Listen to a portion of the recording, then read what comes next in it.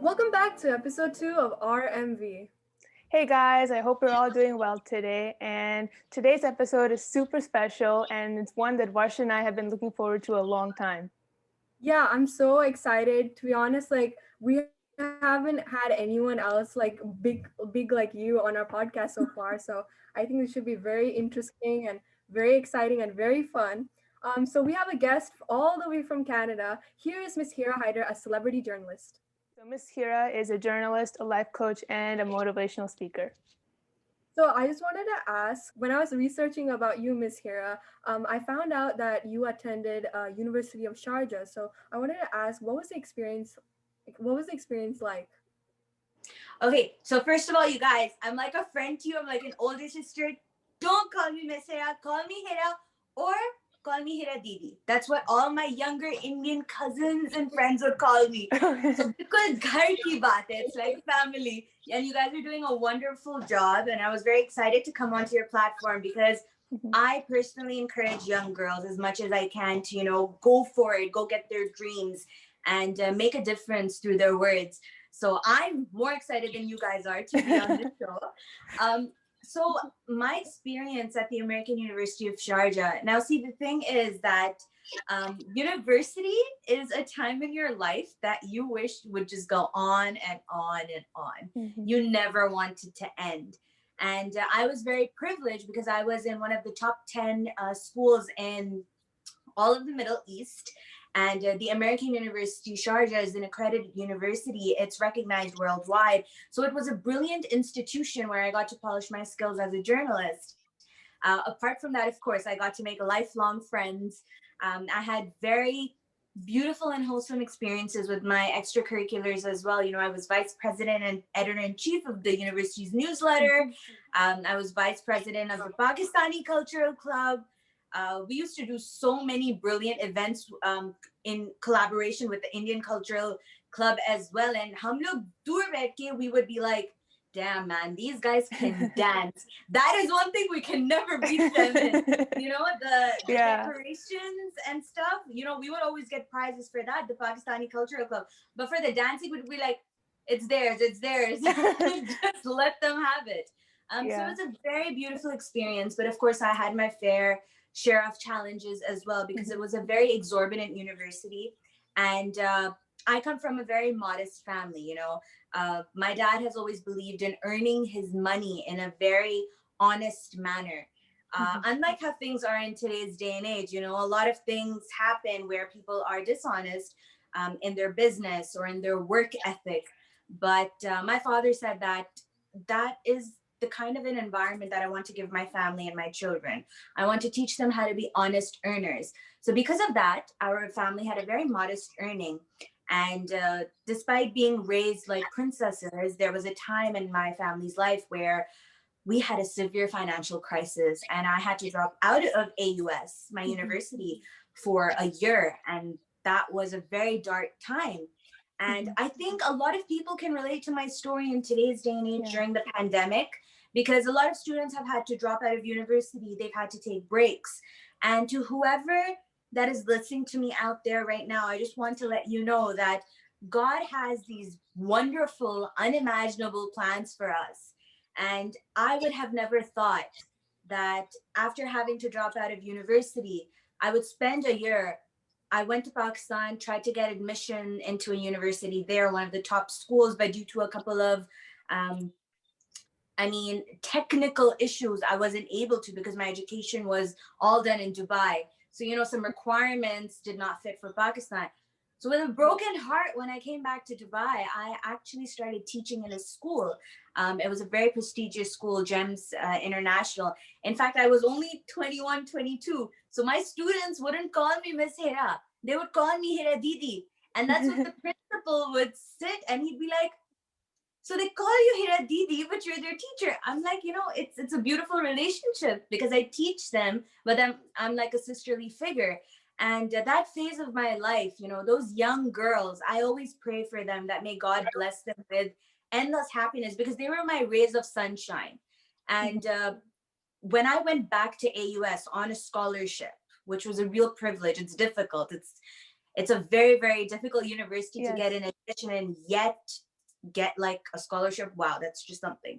So again, God's plans. So when I went back to that university, I would always tell all of my friends that, you guys are whining that you have to study, you have to do midterms, you have to do all of this. And, once when it's taken away from you, then you'll realize the true value of studying, of attaining an education. So that 1 year of my life really taught me a lot. And yeah, it's just, I miss my university life every single day. Oh wow, that's such a cool experience and very inspiring. Varsha and I are gonna go to college in 2 years. We're just gonna be seniors next year, so the year after. So we're really looking forward to it. Yeah, so I was actually wondering, like, why did you start journalism? Like, did you always have like this passion from you when you were young? So I started talking when I was 10 months old. And my mom would be like, okay, she's my first kid. Is this really supposed to happen when she's 10 months? And she was like, Yeah. what is going on here? But yeah, so I started speaking properly. I used to form my words by the time I was 11 months. And by the time I was 12 months, a year, I was singing nursery rhymes. I was forming full sentences. So I think that speaking power is just a blessing from God. So that was something that was always there. And apart from that, I always remember that I used to love doing English, English homework and English classes. So that was always a thing. I used to write very often in my journals. I still have my diaries from when I was a 16-year-old, and oh my God, they're the most dramatic things. No Star Plus drama scripts can beat whatever I've written in those diaries. So yeah, I would give any Hum TV drama a run for their money. But apart from that, I would also really enjoy, writing news articles for my English classes. And in grade 11, I studied in Cambridge International, which was affiliated with Cambridge in London, that in the UK. I had a brilliant English teacher. Her name was Ms. Veronique. And she made me realize my passion for English, and I actually still have my grade 11 English notebook with me from my classes, because, that's where I realized that I have a passion for making a difference through my words. So that was just where it struck me that, I have to drop the concept that maybe I might go into the regular business or advertising or that kind of a thing.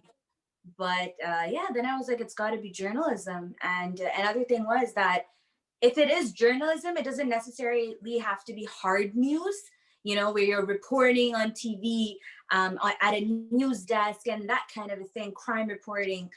So I'm more into the soft journalism side. And I feel like we need a lot of individuals who have studied journalism to responsibly address the topics that are often brushed under the carpet. Oh, okay. Yeah, When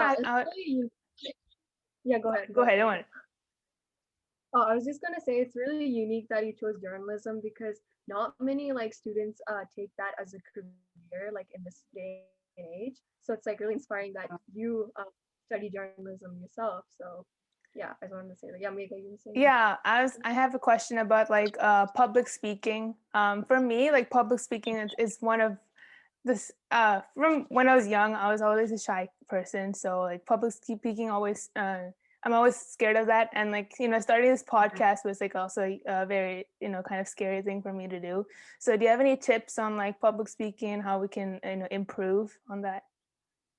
Well, I'm very proud of you because you're doing a fantastic job right now. Really. Thank you. And Thank you. See, you're already conquering the first mountain that there is to public speaking, which is building this confidence. You have to be confident in what you're saying. You need to have faith in what you're saying. And I think that's why I chose journalism, because the topics that I address, I'm very passionate about them. So when you are taking a public speaking course or when you are in a debate, make sure that the topic that you are choosing is something that you strongly feel for.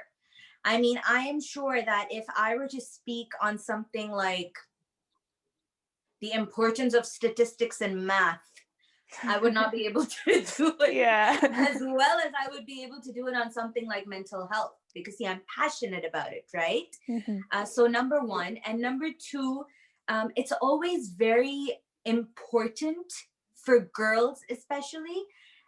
I don't want to stereotype. I know some guys are also very self-conscious of Mhm. the way that they look, but it's very important for girls who have been kind of brainwashed from generations to generations that you're supposed to look a certain way. You know, you need to have your hair, makeup, eyebrows, contour, whatever you want to call it, on point. Trust me, when I started my career as a journalist, as a live talk show host at the age of 19, I was still studying journalism full time. I was a student. So it was live, it wasn't even recorded. So any little mistake, it was just, people would grab onto it. Yeah. But the thing Yeah. is that your focus should be here, your mind. It Mhm. should not be your face. It should not be where's my hair going, how are my clothes looking, how's my Yeah. makeup. No. When you are public speaking, you focus on the message that you want to put forth out there. And if you want to get onto the technical side of things, it's very, very important to have an outline. I Mhm. mean, despite me being in the field of media for the longest time now, it's been what, 7, 8 years. I Mhm. still make it a point to have a little notebook. I'm a little old fashioned that way, and to jot down notes, the Mhm. points that I want to address. So, being organized in public speaking is also very, very important. Okay, thank you for that. Yeah, I'm trying to improve my public speaking skills, and I think I have certainly. Like when I was younger, I'd be scared for like small things like school presentations and doing like those type of things. Uh-huh. But now I'm better at it, and I'm still working up to going up in front of people. So yeah. Definitely try taking up some courses as well, professional courses. Hmm. They really help. They'll give you some brilliant tips and tricks. Yeah, so this is a random question, but what was your University of Sharjah is located in Dubai, right? So I just wanted to ask, which place do you like more, like Canada or Dubai? Like, Okay, so Dubai has a piece of my heart, and it always will be home to me. The way how I feel in Dubai, I cannot feel that way anywhere else in the world. But of course, postgraduate, it's been 4 years since I graduated from the American University of Sharjah. And what I've learned is that, see, I feel like your life starts after you graduate from university. You actually step into adulthood then. There's a bubble that you kind of pop and you get out of. So when I had that bubble pop, what I learned was that Dubai is kind of like a mirage. It's great from the outside. It's all, how you say in Hindi, it's all chamak tamak. It's all glittery and gold. But there are a lot of things that I do not like about Dubai with regards to, in comparison to how things are here in Canada. And to be very honest, I mean, being a Canadian citizen, obviously the rights and the privileges that I have as a citizen, it's incomparable to the privileges that I could ever have in Dubai. So, in Dubai, you always feel like you're kind of like a guest, but in Canada, you feel like um, you are you're allowed to demand for your rights, that kind Hmm. of a thing. That's amazing. What was your favorite thing to do in Dubai? I've never been to Dubai, and I always wanted to go. Okay. I think Varsha, you've been to Dubai, right? yeah, Yeah. I've been to Dubai, but I only went for like just 2 days. We just had a stop over there for like just a day or two. I think it was just a day, so we were like disappointed because I didn't get to see the Burj Khalifa like close by, so Okay. we went to the night safari, like dancing and things like that. But Yeah, then the we desert were really safari. tired because yeah, so it was like 9 p.m. and like everyone was like so tired. I was like dead. Like I couldn't even like move or walk because I just had a long day. So like the taxi driver like you want to step out or maybe you can see. So I just saw it from like a distance, like through the window, but I didn't really get to, just go there and like maybe like touch it or like go inside. Like I never got the opportunity. So yeah, so I just wanted to ask like how is the Burj Khalifa site and yeah. So, well, to go back to the previous question, my favorite thing to do in Dubai, to be honest, when you've lived in a city, I mean, I don't want to say all the touristy stuff that, like how you just mentioned the Burj Khalifa. For us, it's just like, oh, hey, look, there's the Burj. Oh, hey, look, there's a big one. There's a small one. So it's not a big deal. I mean, we'd go to Dubai Mall every weekend. We'd be like, if there's a family member who's come from like the States or Canada or India or Pakistan, they'd be like, oh, we want to go see the water show. And we'd be like, again, because we've seen it so many times. Yeah, yeah. But I mean, I personally, what I miss the most about it is just that feeling of home. I mean, I miss the little things. I miss the Malbari ki kadak chai. I miss the scent of oud. Wherever anybody would go, you would just smell it, or just the sound, the gurgling of the shisha in the cafe, and just having all my friends. I really miss my social life in Dubai, because if I would ever step out, never would there be a point where I wouldn't meet someone who doesn't know me or who I don't know. Like, you have to meet someone who you know in Dubai without planning, that kind of a thing. But it's the little things that I miss about it. As for the Burj Khalifa, I think my most magical Burj Khalifa moment was, I think it was the year 2013, was it? Or 2014? Yeah, somewhere around that time. So when I used to host my own live TV show, I used to also go and cover it, basically events in Dubai as well. So I got to go to the Burj and cover the New Year's Eve fireworks, and I think that was a really magical moment for me. Wow. Because it was like my city and my Burj Khalifa and my dream coming true, where I'm taking interviews and just spreading joy. So I think that was my most magical Burj Khalifa moment. Amazing. Yeah, that's so cool. Yeah. Yeah. So moving on, an interesting thing that caught my eyes that you actually hosted the red carpet of Hum TV Canada. Is that right? It Yeah. was the first Hum Awards. Yeah. So how was your red carpet experience? How was that like? That was a Cinderella moment, minus the Prince Charming. Who is the Prince Charming? That's gonna happen. That will happen in its day and age, in its destined time. That whole Shah Rukh Khan moment where Chudi gets stuck in like his sherwani, something like that.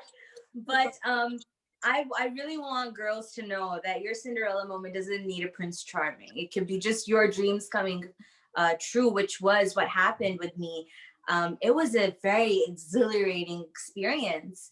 And I mean, it was just so amazing to see the brilliant actors that we see on our screen on a daily basis up in person. And where some celebrities really disappointed me, unfortunately, because of their negative and haughty attitude, some I actually ended up making friends with. Wow. So that's amazing. So a lot of, So I feel like in these celebrity events, a lot of drama unfolds in itself. It's kind of like you're entering a drama, right? Yeah. When you're associating yourself with them. But it was really a beautiful experience. I got to meet so many unique individuals. I got to hear things from their perspective. And pro tip, girls, if you ever go to cover an event, make sure you leave the 6 inches heels at home, because by the end of the night, I was really hoping I would lose my shoes. Literally, Cinderella, Wow. No Cinderella, just let the shoes go. But like one thing that again I would want to put forth is that all this glitz and glamour that you see with celebrity journalists, it's all fun and games, definitely, and it's a lot of excitement going on, but it's also a lot of hard work that goes on behind the scenes. Definitely.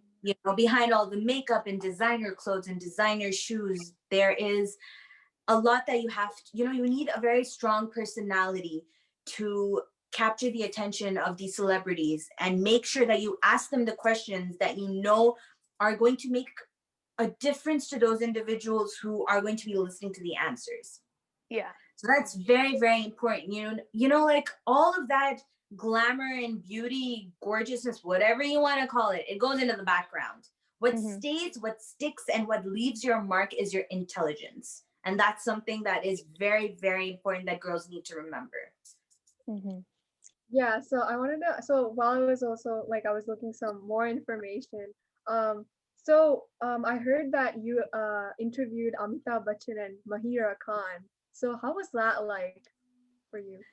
So I'm gonna start with Amitabh Bachchan because oof, that was really something. Yeah, I bet. That was really something because see, the thing is that I'm a 90s kid, right? I'm a 90s baby. Yeah. But despite that, my family, we've always loved Bollywood a lot. And I mean, I've seen movies from the time of Rajesh Khanna up till to date, even though I feel like Bollywood's kind of died down now, Mm. kind of died Yeah, down like a few years back. But the magic that still persists is like from Rajesh Khanna's time, then Amitabh's time, then Shah Rukh Khan's time, obviously. So I mean, it's like meeting Amitabh Bachchan. I think that was the only time I actually fangirled over a celebrity because, see, when I am there in my domain, I don't think of them as the celebrity who I have admired for their work. Their story for Yeah. me, and I have to get that story. You know, that's my job. So I take them as a story, not as a celebrity. But with Amitabh Bachchan, you know, it's like when I went and I met him first. First of all, he's so tall and I'm just like 5'2". So I was like, hi. And he was so sweet, you know, literally he treated me like a baby when he replied and when he was talking. But after the meetup, when the press conference started, there were some pretty ridiculous questions which were being asked. I mean, I think people forget that these celebrities, they have so much to offer from their intellect. So you know, don't kind of go into the whole gossip fest thing, just avoid that. So when Amitabh Bachchan kept saying next question, I took that as a challenge. You know, Yeah. I was like, okay, nobody's asking him anything smart.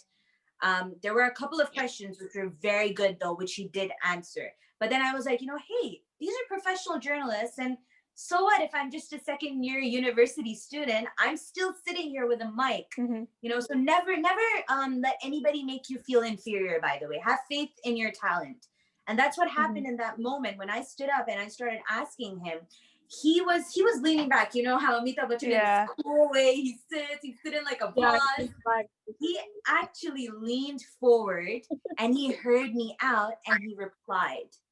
And Uh-huh. that was an honor for me. Why? Not because it was Amitabh Bachchan, but because of the fact that it was an intelligent, mature, experienced human being who thought that what I had to offer was something that was worth thinking about and responding to. Hmm. So that was a moment of not only flattery, but it also encouraged me to, always put myself out there, no matter how shiny or overwhelming the superstar may be. And going on to Mahira Khan, oh God, it's like you're gonna meet a long lost friend if you ever meet her. She's full you of guys are warmth, really full close. of love.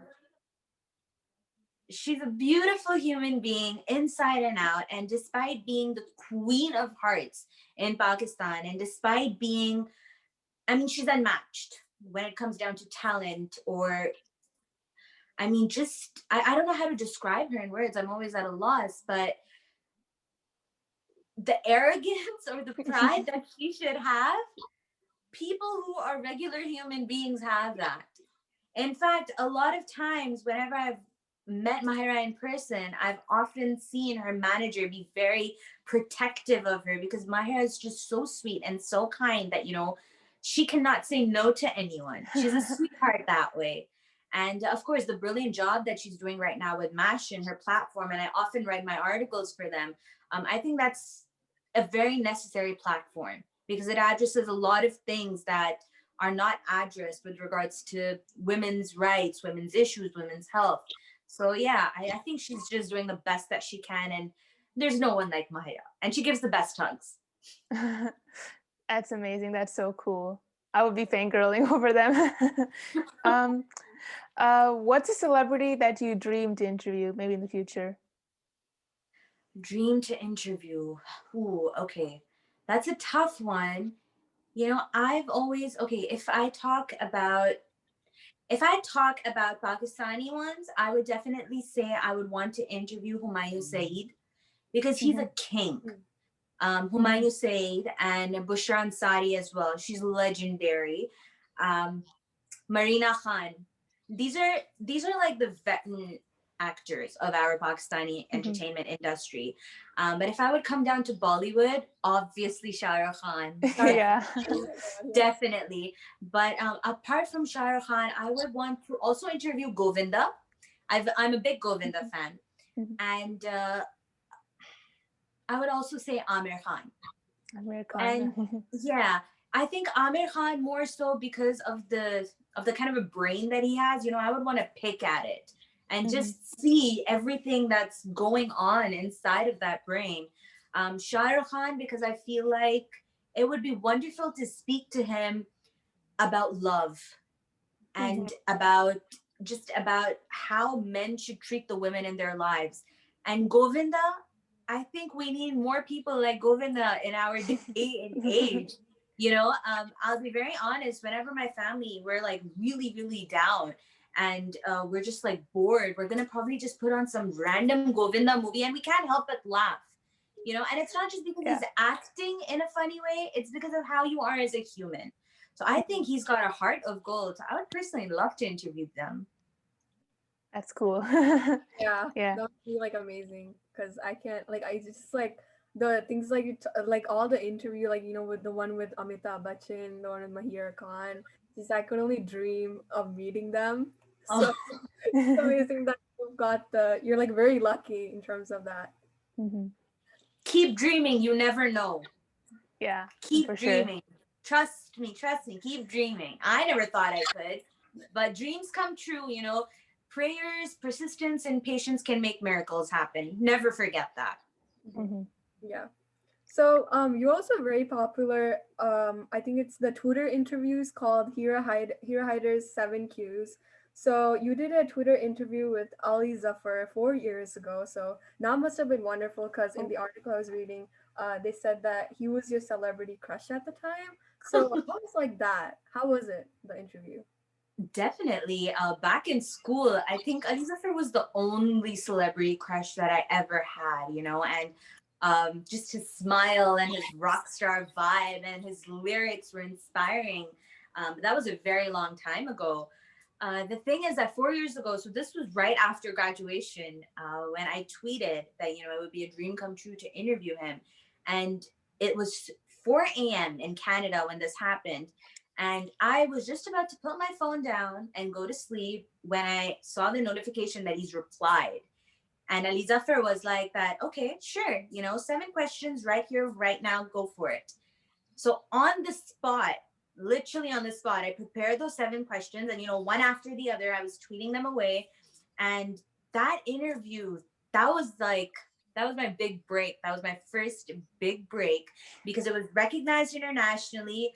It went viral. There were over, I think, over 20 publications which wrote about it, from India and from Pakistan, from Indian Express to GOTV. It was crazy.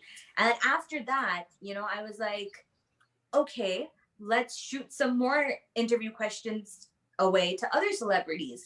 Mhm. So then I started hitting home runs with other ones as well. And I just remember something, you know, and I feel like that's something that I can never forget. Um, at that time, I didn't have a publication to send my articles to.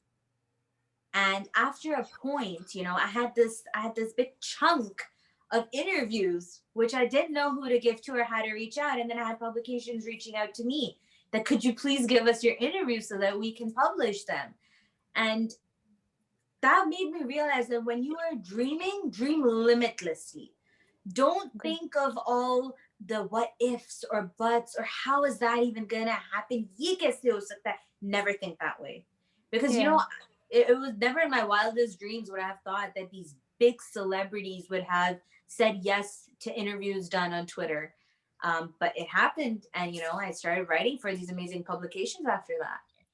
Yeah, I feel like a lot of people, give up after they think that they cannot achieve their dream and, they decide to do something else because, they think their dream is impossible. And, that's really sad and really, sucks for them. So I think it's important to dream on and to, aspire to like, fight for Yeah, your I think. dream. Absolutely, absolutely. Yeah, so I wanted to ask, do you think there's a such thing known as destiny? Yes, there is. absolutely. And you can change your destiny, and you can do that through prayers and through good deeds. And I know that I did that for myself, Mm-hmm. because if I did not if I had ever placed my faith in people, I would have lost at life a very long time ago. But I never listened to the world. I never bothered to pay attention to them saying, no, Hira, you can't do this. Or no, Hira, this will never happen. I would always turn around and say, who are you to say no to me? You know, there's that one Yeah. person, that one power, mighty individual up there who is just watching over everything, who knows exactly what is going on in your heart, and who has the power to, you know, from the rubbles, the deepest, lowest rubbles, he can lift you up from there and place you amongst the stars. And I've seen that happen so much in my life that even in today's day and age, when I feel during the pandemic that, oh my God, you know, life's just, it's just stuck in one place. Yeah. And you know, I'm not being able to do everything that I wanted to do. And sometimes social media can be toxic. You know, all my friends are moving on with their lives, all these people who I know in my career are moving on with their lives. When I start thinking about all these negative things, and it's very natural, it happens, you shouldn't be feeling guilty for it. Mm-hmm. But Mm-hmm. when I am in that state of mind, I always remember the miracles that have manifested before me. Mm-hmm. And that reinstates my faith. And to be very honest, I've had a really rough 2 weeks. But then when your interview came my way, it made me realize that, okay, this is my chance to, you know, gear up. And, you know, these two adorable, beautiful girls are wanting Thank you. me to respond to their questions. And it goes to show that, you know, maybe somewhere somebody needs to hear everything that I'm saying. Mm-hmm. So it made me realize that, okay, you know, God still has my back. So it's okay if I'm at a certain low. So, you know, these little things, they're signs that God is taking care of you. So it's very important to keep reminding yourself that. Mm-hmm. Mm-hmm. So I also discovered that you have an Instagram celebrity interview series called Dilkibot. What is it, and why did you start it, and how is the series going? So I started the series in June 2020, and I felt like that people needed something to lift their spirits up. Mm-hmm. And I've always made my platform about in, inspiring people. You know, I've Mm-hmm. always made it a point to give them the content which they can relate to. And this word influencer, I really hate it Mm-hmm. because I see a lot of influencers out there who are really, um, they're really affecting people in the most negative way. I mean, in a very materialistic kind of a manner, you know, in a very fake kind of an image that they put out there. So I wanted that during the pandemic where everybody's mental health is deteriorating, let's talk about things which need to be spoken about. And what better way to do that than to talk to the celebrities which individuals look up to? So that was my main aim for starting a celebrity series. And I was very fortunate because I have had the opportunity to speak some of the most brilliant minds in the Pakistani entertainment industry. And they have really resonated with a lot of individuals out there. In fact, I was so privileged to have a lot of them say that, you know, this conversation actually ended up helping us. Because, you know, we don't really consider celebrities as human beings, but they too go through trauma. They too um, experienced mental health illnesses. So it was really nice to see that real raw side of them through those interviews. Mm-hmm. So yeah, that's why I started it. That's amazing. Yeah, so I just wanted to ask, which celebrity have you interviewed in Dil Ki Baat was memorable or was special to you? Oh, that's a tough one. That is a really tough one. Well, I think the most memorable one has to be the last one that I just did, and that was with Maseret Misbah, who is a Pakistani philanthropist, and she's known internationally for the work that she's done for acid attack survivors and acid attack burn victims. And just to be able to speak with her was it was an honor, and I learned so much from her. One thing that I really learned from her was that if you are doing work for humanity, you really, really have to have a compassionate heart. Number one. Number two, you have to practice a lot of patience.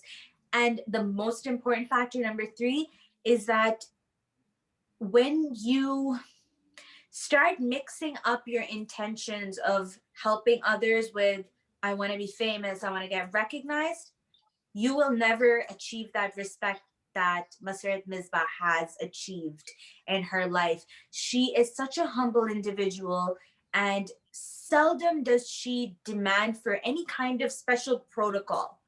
And I feel like such people are the true angels on this earth who are doing justice to the causes that they are standing up for. So it has to be Maseret Misbah for sure. She's very close to my heart. That's amazing. Yeah, like I Yeah. think acid attack, like it's been a common problem in India too. And I think there was one movie Yeah. where Dilkibot starred in that movie as the main lead, and it's about Lakshmi, who was an acid attack survivor. And yeah, like that topic really speaks to me because it makes me so sad, and it's like can't even. But yeah, Definitely. like their stories, it's really like brave and courageous, like to speak out. So I'm really glad that you got to talk to the, I think her name was, I forgot her Maseret name was Misbah. Zira Mitzvah. Yeah. Definitely. You guys should watch that interview. It's very inspiring for sure. Like I was in awe Yeah. while speaking with her. For sure, yeah. Um, Yeah. So Miss Hira, I mean Hira, would you mind answering some questions from our listeners? Of course. I would love okay. to. Okay. Uh, So at Sani Bapu asks, have you ever seriously fangirl during an interview and have it show?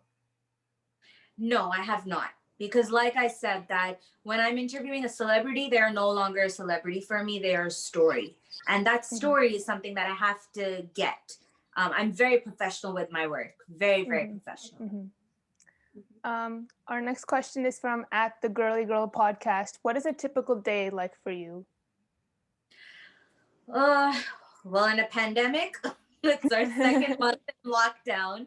So everything that I'm doing is from home. But you know what? I think Instagram Live has really helped a lot of journalists and storytellers out there to continue their work. And I think the pandemic has also kind of pushed me to be my utmost creative self with regards to the content that I'm creating. But apart from that, to be honest, since I'm very much into South Asian media, may it be Indian or Pakistani, Bangladeshi, anything that's South Asian, a lot of my work happens at night because it's daytime back home. So I being a night owl, that really helps. Mhm, So I'm a very free spirited worker, and I don't take my work as work. It's yeah. always an adventure for me. So a typical day, even despite it being a pandemic, is very busy for me. Mhm, But when it was not the pandemic, usually in Toronto, it's summers, which are extremely busy because we have a lot of red carpet premieres, events, and I'm just out conducting interviews, covering news stories. So yeah. That's cool. Yeah. Yeah. And the next question is from a Little Purse podcast. She actually has two questions. So the first Uh-huh. question is, what's your biggest obstacle you've had to face in your like field? In my field, in my field, well, I am really happy that this question has been asked because in today's day and age, even today in the 21st century, people assume that just because it's a girl, she's not going to take her job seriously. Or if it's a girl who loves getting dressed up Yeah. or who's a little bubbly and, lively and out there, which I am. I love dressing up. I like looking groomed. I love talking. I'm a very social person. But usually people mistake that for somebody who is not serious. And that is something that I really surprise people with. I remember during my first job as a live TV show host, I had my boss just say this, my producer just say it to me once that, oh, you know, when a song comes on, just dance a little bit. And I was like, no, I'm not here to dance around. I'm here to conduct a talk show. I'm here to talk about smart things. And another thing that sometimes, unfortunately, living in a patriarchal society, and even more so, it's a dominant characteristic in the South Asian society. Men like it when women dumb themselves down to make them feel comfortable. Not all men. Some men are very respectful to women and they think of them as an equal individual. But some, unfortunately, get very complex. They feel very inferior. If there's a strongly opinionated woman talking, especially in the field of media. So that was something as well that I had to experience, that there were a couple of male co-workers who felt uncomfortable around me and they would try to put me down in their own way. But that is when you gracefully, in a very polite way, yet stern way, set boundaries. And I learned this at a very early age, at the age of 18, 19. And once you learn how to do that, you continue to do it. So the lessons that I learned, number one, never dumb yourself down to make anybody feel comfortable. Number two, if anybody is feeling insecure with you being vocal about your opinions, try to understand how you can kind of understand them and perhaps break that ice, because it's not always that they're going to do it because they're a negative individual. Sometimes it's just going to be very different for them. So that, and yeah, definitely for a woman, do not base your value on how you look. That's another thing, for sure. Yeah, I think that's a great message. Yeah, that's like a really good message, like especially in this day and age, like in the modern era too, because most women, like in a lot of like traditional families, I feel like they're not able, like they don't have that much rights or like the freedom to go outside, because most women are like in the house, working. Like even I also feel like my mom too. It's like um she graduated college and things like that, but like sometimes I feel like you should speak up, like speak up for yourself, like don't be like quiet and all, like scared of my dad or anything. So I feel like that's like a really good message. And I hope like your words inspired them to like speak out for themselves. Okay. Yeah. So the second question is, what's your favorite part of what's your favorite part of your job? Of my job, I love meeting new different kinds of people. I love it. May they be the good kind or the bad kind, because it's a big bad world out there and you need full exposure to good and bad people. And what bad people will teach you, good people can never teach you that. Also,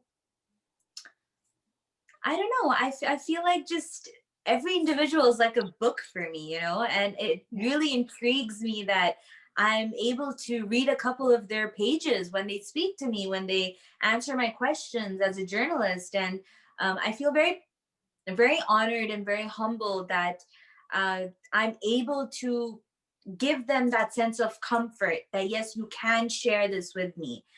Because, I mean, journalists can be pretty disgusting at times. They can really put a spin on some very sensitive issues, on some very sensitive statements, phases of a celebrity's life, and use it to their privilege. I mean, I know for a fact that I have a lot of friends from the Pakistani entertainment industry who trust me with these really big secrets of theirs, or just things which are personal. And sometimes I'm very astounded that, I mean, oh my God, they shared it with me. And I feel very honored that they can trust me. So yeah, that's also a very heartwarming feeling when you know that somebody can trust you. That's something really nice. We have one more question at Harshi Vivi. What courses should you take or do when you want to study journalism? if someone wants to pursue the journalism career? Okay, so I was a part of the British system, so which Mm-hmm. is completely different from the Oh, Canadian or yeah. American schooling system. But the subjects that I took for my IGCSEs were well, it was like business, economics, environmental science, and that I just took as a backup plan. Otherwise, the subjects that I focused on, of course, was English as a first language, literature, drama. Yeah, basically these. And they really did help me because in high school, that helped polish the core abilities that I had to become a Mm-hmm. journalist. And then, of course, when I got into university, I right away enrolled in the mass communication program. And then I chose to specialize in journalism. So I guess, regardless of whichever system you are a part of, may it be the British, the American, the Canadian, I think you really need to focus on the fact that if you want to go into media and journalism, first and foremost, your language needs to be exceptionally strong. You Yeah. got to work on that day and night. And I always say that read as much as you can. And you know how J.K. Rowling says that if you don't like reading, it means you haven't found the kind of book that will appeal to you. Yeah. So read as much as you can. That's going to not only let you explore various styles of writing, but it will also increase your vocabulary. Take English courses, creative writing courses. You know, they can be Mm-hmm. a lot of fun. That and Okay. also read up on different kinds of journalism. You need to know what you're getting yourself into, and it's not all fun and games. It's not Yeah. all glitz and glam. So be ready for the hustle. Yeah, I feel like every job, like journalism also, it's like not easy. Like if you take a look at any job, like it's not easy. Like all jobs have like its own hardships, and you just need to learn how to like deal with it and things like that. So nothing is easy. Definitely, definitely. Yeah, so the last question is from KK Komoto at P, actually from my best friend. And she asked, what is your favorite part of interviewing others? For example, do you like the part of listening to their ideas or interacting with people? Hmm. Well, interacting, it's a given. I will be interacting with them if I am asking them questions, but just listening to another individual's point of view, especially an individual who has seen so much. I feel like in all kinds of fields, yes, people have different experiences, but the field of media, it's a whole other ball game.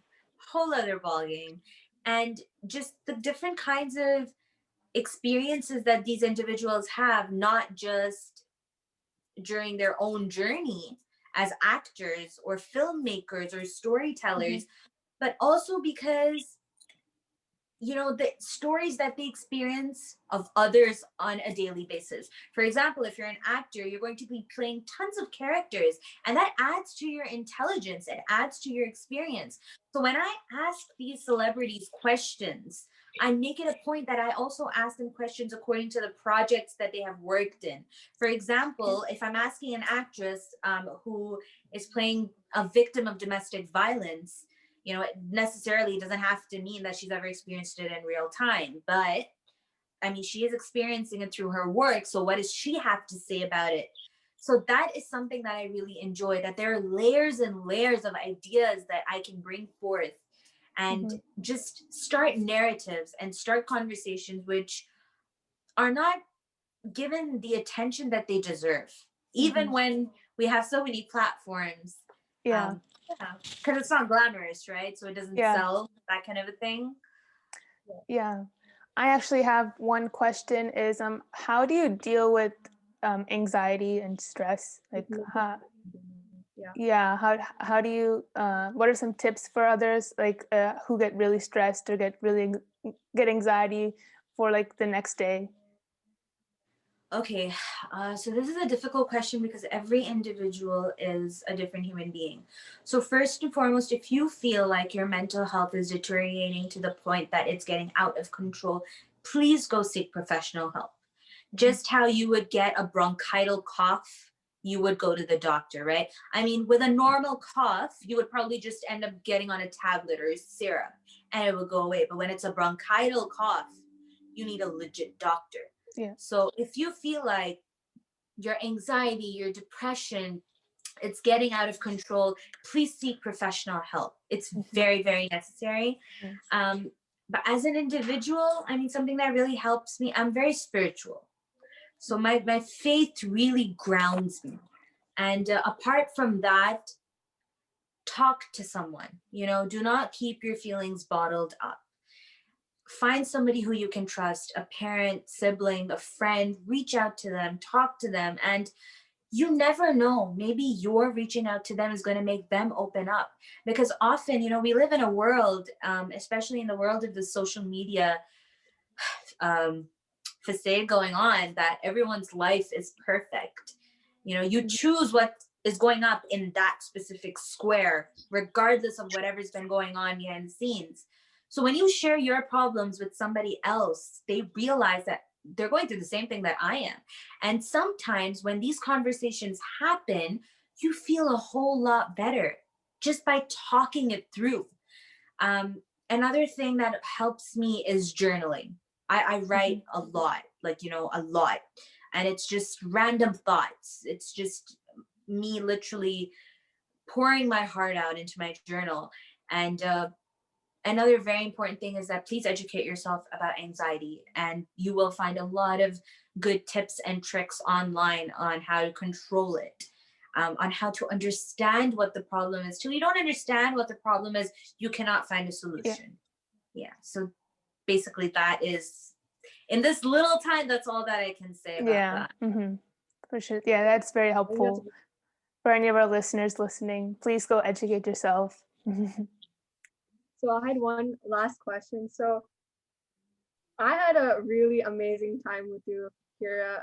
Like this interview, I'm really lucky enough to interview you, and I honestly had an amazing time. And so my question was, so you've interviewed many millions of celebrities. So I just wanted to ask, who's your role model? My role model? That's a tough one. I feel like I can't say a celebrity is my role model because I don't know them well enough. And I cannot idealize anybody unless I don't know all shades and, all their shades, all their different personalities that there is. But I would say that my biggest role model is my mother. I know it sounds cliched, but I would say that because without her, I wouldn't be sitting here. I wouldn't be the girl who I am today. She's been my support system. She's been the one. She's my best friend. She's my soul sister. She's my therapist. She's my work manager. She advises me for everything and anything out there. And I think it's made me realize that if you've got something good going on with your family, then you can sail through any tornadoes as if it's just like a little gust of wind. So definitely, it's got to be my mom, for sure. Yeah. So thank you so much, Hira. I honestly, this is very you were really inspirational to me too. And I'm again, I'm so glad that I got to interview you. And honestly, I will never forget this episode because we haven't recorded an episode like this amazing. I think this was my favorite episodes so far. And yeah, this episode will be forever cherished in my heart. And I hope we can meet person to person in the future, maybe after this pandemic is over. I really hope so. If you guys ever come down to Toronto, let me know and we'll meet over pancakes. Yeah. For sure. I love pancakes. Yeah. Thank you so much for joining. As Marsha said, yeah, this is probably my favorite episode too. I learned so much. There's so much inspirational things you gave. So it's this is one of my favorite episodes for sure. So thank you. Oh, no, thank you guys for having me. Keep doing what you're doing. You're doing a brilliant job. Thank you. So as always, thanks for listening to this episode. And today's active listener shout out goes to @Turpies Corner. Email us megaversion2020@gmail.com for questions and requests. Head on over to our website, megaversion.com, to learn more about us. Yeah, so make sure to follow us on Instagram at NME Talks, and we also will put Miss Hira's Insta down below too. So please check her out. She's amazing. So thank you so much. Yeah, it's Marsha and Mega signing off.